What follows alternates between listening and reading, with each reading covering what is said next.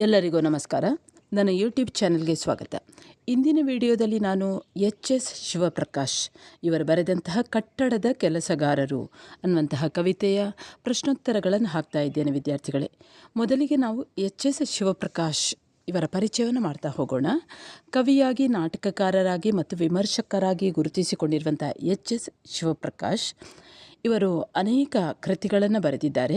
ಮಿಲರೇಪ, ಮಳೆಬಿದ್ದ ನೆಲದಲ್ಲಿ, ಅಣುಕ್ಷಣ ಚರಿತೆ, ನವಿಲು ನಾಗರ, ಸೂರ್ಯಚಲ ಇವು ಇವರ ಕವನ ಸಂಕಲನಗಳು.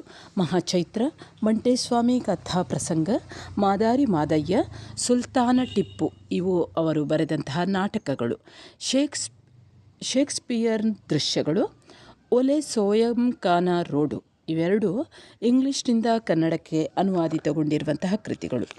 ಮೊದಲಿಗೆ ಈ ಕಟ್ಟಡದ ಕೆಲಸಗಾರರು ಅನ್ನುವಂತಹ ಕವಿತೆಯ ಪ್ರಶ್ನೆಗಳನ್ನು ಗಮನಿಸ್ತಾ ಹೋಗೋಣ. ಒಟ್ಟಿಗೀಗ 2 ಪ್ರಶ್ನೆಗಳಿವೆ, 8 ಅಂಕದ ಪ್ರಶ್ನೆಗಳು. ಈ 8 ಅಂಕದ ಪ್ರಶ್ನೆಗಳಿಗೆ ನಾನು ಮುಂದೆ ಕೊಡುವಂತಹ ಉತ್ತರವನ್ನು ಸರಿಯಾಗಿ ತಿಳಿದುಕೊಳ್ಳಿ. ಯಾವುದೇ ಪ್ರಶ್ನೆ ಬಂದರೂ ಕೂಡ ನೀವು ಸರಿಯಾಗಿ ಉತ್ತರವನ್ನು ಬರೆಯುತ್ತೀರಿ. ಮೊದಲ ಪ್ರಶ್ನೆ ನೋಡೋಣ. ತಳ ಸಮುದಾಯಗಳ ಬವಣೆಯು ಕವನದಲ್ಲಿ ಹೇಗೆ ಚಿತ್ರಿತವಾಗಿದೆ? ಅಥವಾ ಶ್ರಮಿಕ ವರ್ಗದವರ ನೋವಿನ ಚಿತ್ರಣವನ್ನು ಈ ಕವನದಲ್ಲಿ ಹೇಗೆ ಅನಾವರಣಗೊಳಿಸಿದ್ದಾರೆ? ವಿವರಿಸಿರಿ. ಉತ್ತರ ನೋಡಿ. ಎಚ್.ಎಸ್. ಶಿವಪ್ರಕಾಶ್ ಇವರು ಬರೆದಂತಹ ಕಟ್ಟಡದ ಕೆಲಸಗಾರರು ಅನ್ನುವಂತಹ ಕವನ ದಲಿತರ ಪರ ಸಂವೇದನೆಯುಳ್ಳಂತಹ ಒಂದು ವಿಶಿಷ್ಟವಾದಂತಹ ಕವನ. ತಳ ಸಮುದಾಯದ ಅಥವಾ ಶ್ರಮಿಕ ವರ್ಗದವರ ಕೆಳ ವರ್ಗದ ಶ್ರಮಿಕರ ನೋವು ದುಃಖಗಳನ್ನು ಅನಾವರಣಗೊಳಿಸುವಂಥದ್ದು ಈ ಕವನದ ಮೂಲ ಆಶಯ. ಇಲ್ಲಿ ಉಸಿರು ಕಟ್ಟಿಸುವಂತಹ ವಾತಾವರಣದಿಂದ ಬೇಸತ್ತ ಕವಿ ಪುಪ್ಪುಸದೊಳಕ್ಕೆ, ಪುಪ್ಪುಸ ಅಂದರೆ ಶ್ವಾಸಕೋಶ, ಆ ಶ್ವಾಸಕೋಶದ ಒಳಗೆ ಬೆಚ್ಚನೆಯ ಗಾಳಿ ತುಂಬಿಸಿಕೊಳ್ಳಲು ಅಂತ ಸ್ಮಶಾನದ ಬೂದಿ ಮಿಶ್ರಿತ ಮಣ್ಣು ಹೆಜ್ಜೆ ಕಲ್ಲುಗಳನ್ನು ದಾಟುತ್ತಾ ಅರೆಬೆಂದ ಕೊರಡುಗಳನ್ನು ಎಡವುತ್ತಾ ಬಯಲಿಗೆ ಬರುತ್ತಾನಂತೆ. ಆಗ ಕವಿಯ ದೃಷ್ಟಿಗೆ ಕಂಡದ್ದು ಏನು? ಅಲ್ಲಿ ಎದುರಲ್ಲೇ ಕೆಲಸ ಮಾಡ್ತಾ ಇರುವಂತಹ ಶ್ರಮಿಕರ ಬೆವರಿನ ಫಲವಾಗಿ ಮುಗಿಲೆತ್ತರಕ್ಕೆ ಬೆಳೆಯುತ್ತಾ ಇದ್ದಂತಹ ಕಟ್ಟಡಗಳು, ಮಹಲುಗಳು, ಹಾಗೂ ಆ ಕಟ್ಟಡ ಮಹಲುಗಳ ಭುಜದ ಮೇಲೆ ಕೆಲಸ ಮಾಡ್ತಾ ಇದ್ದಂತಹ ಕೂಲಿಕಾರರ ಬಣ್ಣ ಬಣ್ಣದ ಸಾಲು. ಅಂದರೆ ಆ ದೊಡ್ಡ ಕಟ್ಟಡವನ್ನು ನಿರ್ಮಾಣವಾಗ್ತಾ ಇತ್ತು.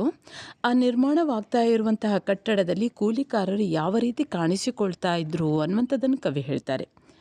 ಹೇಗೆ ಅಂದರೆ ಆ ಕಟ್ಟಡ ಮತ್ತು ಆ ಕೂಲಿಕಾರರು, ಶ್ರಮಿಕರು ಹೇಗೆ ಕಾಣ್ತಾ ಇದ್ರು ಅಂದರೆ, ಮಣ್ಣ ತಿಮಿಂಗಿಲವೇ ಎದ್ದು ನಿಂತಂತೆ ದೂರದಲ್ಲಿ ಸುಣ್ಣ ಬಣ್ಣ ಬಳಿಯದ ಮಹಲು ನಿಂತಿದೆ.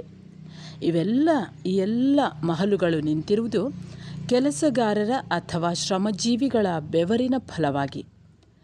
ಆ ಮಣ್ಣು ತಿಮಿಂಗಿಲದಂತೆ ಕಟ್ಟಡವಾಗಿ ಎದ್ದು ನಿಲ್ಲಬೇಕಾದರೆ ಆ ಮಣ್ಣೇ ಇಟ್ಟಿಗೆಯಾಗಿ ಕಟ್ಟಡವಾಗಬೇಕು. ಅಂದರೆ ಅದರಲ್ಲೇ ಪಕ್ಕದಲ್ಲೇ ಮಣ್ಣನ್ನು ತೆಗೆದು ಇಟ್ಟಿಗೆಯನ್ನಾಗಿ ಮಾಡ್ತಾ ಇದ್ದಾರೆ. ಇಟ್ಟಿಗೆಯನ್ನು ಒಣಗಿಸ್ತಾ ಇದ್ದಾರೆ. ಆ ಒಣಗಿದ ಇಟ್ಟಿಗೆಯನ್ನು ತಂದು ಕಟ್ಟಡವನ್ನು ಕಟ್ತಾ ಇದ್ದಾರೆ.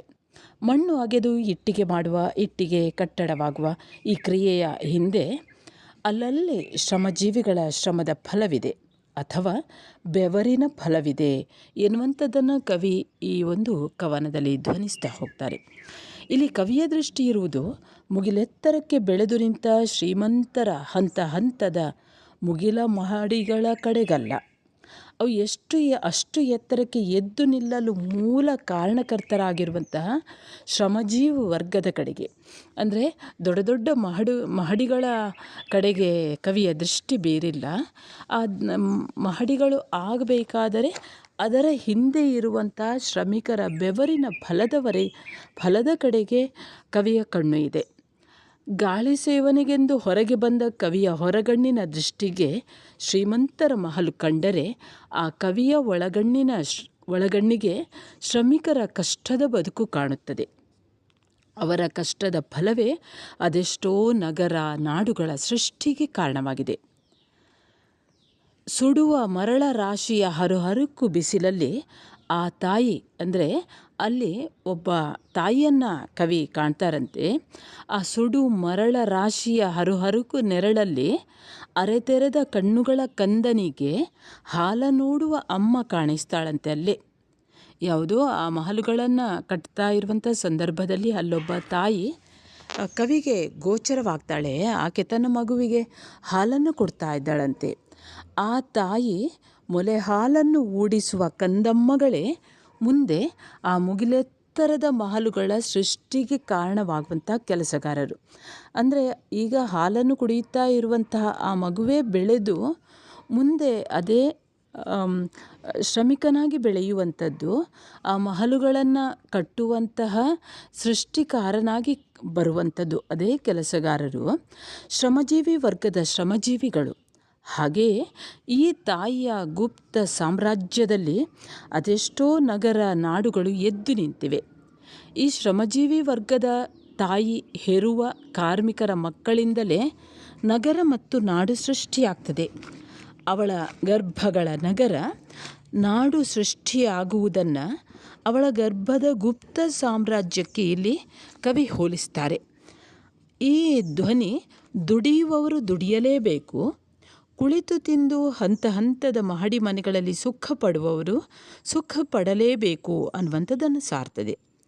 ಶ್ರೀಮಂತರ ಇಷ್ಟೆಲ್ಲ ಸುಖಕ್ಕೆ ಇಟ್ಟಿಗೆ, ಸಿಮೆಂಟು, ಗಾರೆ ಹೊತ್ತ ಈ ಶ್ರಮಜೀವಿ ಜನಕ್ಕೆ ಮನೆಯೇ ಇಲ್ಲ. ಅವರಿಗೆ ಇರುವಷ್ಟು ಆಸರೆ ಎಂದರೆ ಅಲ್ಲಿ ಇಲ್ಲಿ ಬಿದ್ದ ಮರದ ಹರುಕು ನೆರಳು ಅಷ್ಟೇ ಅನ್ನುವಂಥದ್ದನ್ನು ಈ ಕವಿತೆಯಲ್ಲಿ ನಾವು ಕಾಣಬಹುದು.